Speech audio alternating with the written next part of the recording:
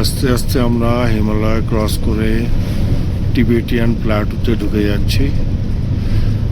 এটা পরিবেশ দেখে বোঝা যাচ্ছে গাছগাছালি উধাও হয়ে গেল সাডেনলি। তিব্বত সম্পর্কে আমরা কতটা জানি? আমরা তিব্বত বলতে প্রধানত বুদ্ধিস্ট যে স্তূপা, মন্দির, দালাই লামা এগুলোকেই জানি। অন্ততপক্ষে আমি তো খুব একটা বেশি জানতাম না তিব্বতের ভূপ্রাকৃতিক অবস্থা সম্পর্কে। হিমালয়ের উপর অবস্থিত, হিমালয়ের উত্তর প্রান্তে, তাই ভাবতাম হয়তো অনেকটা আমাদের দক্ষিণ প্রান্তের হিমালয়ের কাছাকাছি হবে, কিন্তু সেটা একেবারেই না। তিব্বতটা টোটালি কমপ্লিটলি ডেজার্ট, যাকে কোল্ড ডেজার্ট বলা হয়। এই ভিডিওতে দেখবে প্রায় 1000 কিলোমিটার রোড জার্নি করছি, একটাও গাছ নেই 1000 কিলোমিটারে। গাছ তো দূরের কথা, ঘাস লতা গল্প কিচ্ছু নেই, সবুজের কোনো ছোঁয়াই নেই। তার প্রধান কারণ হচ্ছে হিমালয়। আমরা প্রকৃতির আশীর্বাদ ধন্য যে এই যে মৌসুমি বায়ু, সেটা গিয়ে হিমালয়ে ধাক্কা খেয়ে আর ক্রস করতে পারে না। কারণ আমরা জানি হিমালয় 5000, 7000, 8000 মিটার উচ্চতায়। মেঘ ক্রস করতে না পেরে হিমালয়ে বৃষ্টিপাত হয়, অথবা ফিরে এসে পুরো উত্তর ভারতে বৃষ্টিপাত হয়। এবং যেহেতু পাহাড়ে বৃষ্টিপাত হয়, সেই হিসাবে যত বড় বড় উত্তর ভারতের নদী সব কিন্তু মেজরিটি হিমালয় থেকে বেরিয়েছে। এবার আমরা যখন হিমালয় ক্রস করে গেলাম, এই ভিডিওতে যেটা দেখছো, তার আগে অবধি প্রচুর গাছপালা, নেপাল এবং এই অঞ্চলে বন জঙ্গল এভরিথিং। যেই ক্রস করে গেলাম মুহূর্তের মধ্যে সব গাছপালা উধাও হয়ে গেল। কারণ এটাকে বৃষ্টি ছায়া অঞ্চল বলে, ইংরেজিতে কি বলে, rain shadow, I think rain shadow area.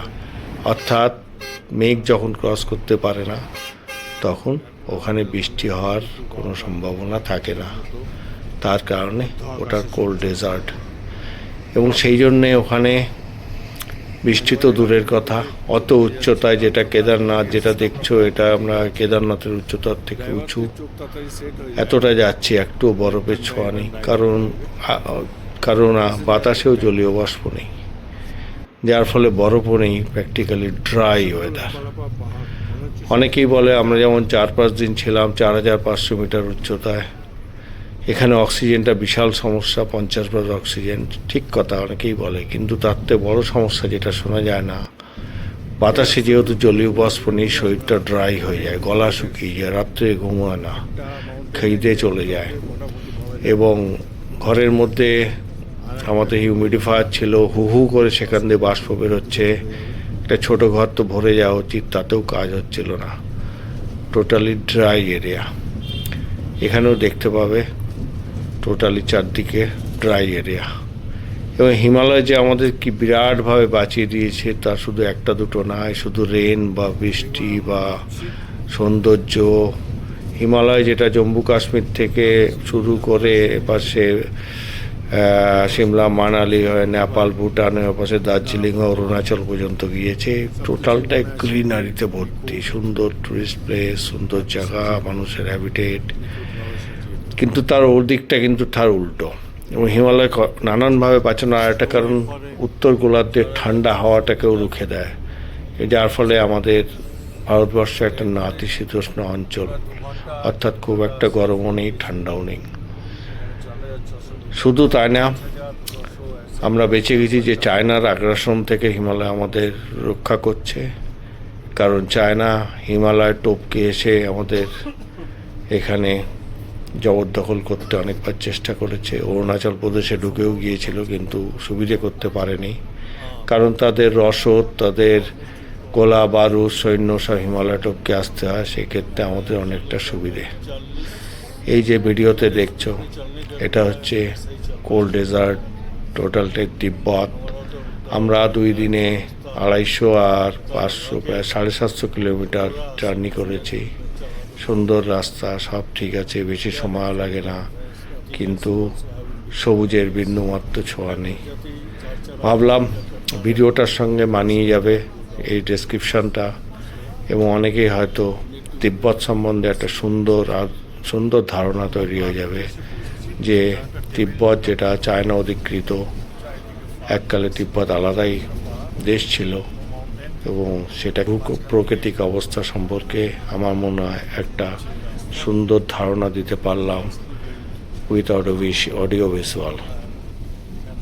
এখন দেখা যাক হিমালয় কি করে সৃষ্টি হলো। হিমালয় আজ যেখানে বিশাল হিমালয় ফ্রম জম্মু কাশ্মীর আরও ওদিকে পাকিস্তান অধিকৃত কাশ্মীর থেকে এদিকে অরুণাচল প্রদেশ ছাড়িয়ে এই বিশাল অঞ্চলটা কিন্তু পাহাড় ছিল না, ছিল সমুদ্র টোটালটাই।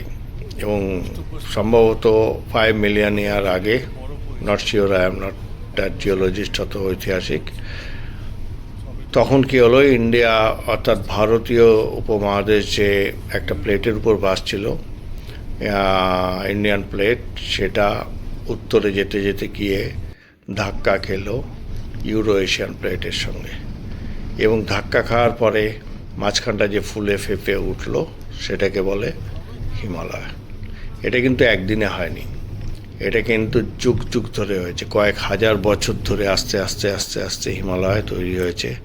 এখনও হিমালয় কিন্তু তৈরি হচ্ছে, এখনও কিন্তু এই যে ইউরেশিয়া প্লেটের সঙ্গে ইন্ডিয়ান প্লেটের যে কলিশন, তার ফলে কিন্তু হিমালয়ের বিভিন্ন জায়গায় এখনও আরও উঁচু হচ্ছে।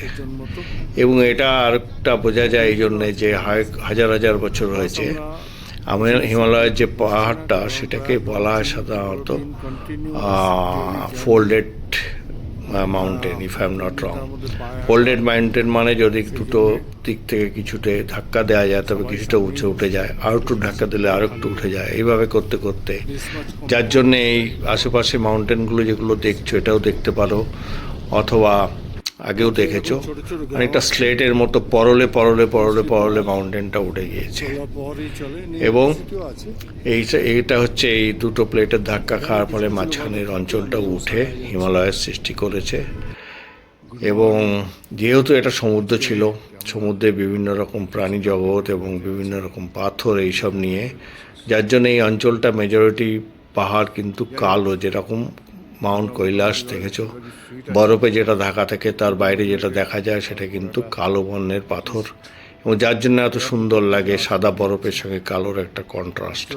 এবং এভাবে হিমালয়ের সৃষ্টি হয়েছে, এবং এইভাবে হিমালয় শুধু ভারতবর্ষের না, পৃথিবীর ক্ষেত্রে একটা বিরাট বরদান, এবং ভারতবর্ষের একটা অতন্ত্র প্রহরী, উত্তর গোলার্ধের ঠান্ডা হাওয়াকে রুখে দিচ্ছে, উত্তরের মঙ্গোলিয়া, চায়না এদের আক্রমণ থেকেও ভারতবর্ষকে বাঁচাচ্ছে, এবং ভারতবর্ষের জলবায়ু এবং তার কৃষিক্ষেত্র সব কিছু জমিকেই উর্বর করে রাখছে। এই জন্যে হিমালয় খুব পূজ্য।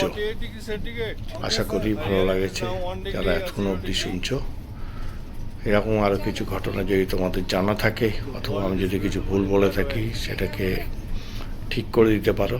আরও কিছু জানা থাকলে কমেন্ট করে জানিও। ধন্যবাদ।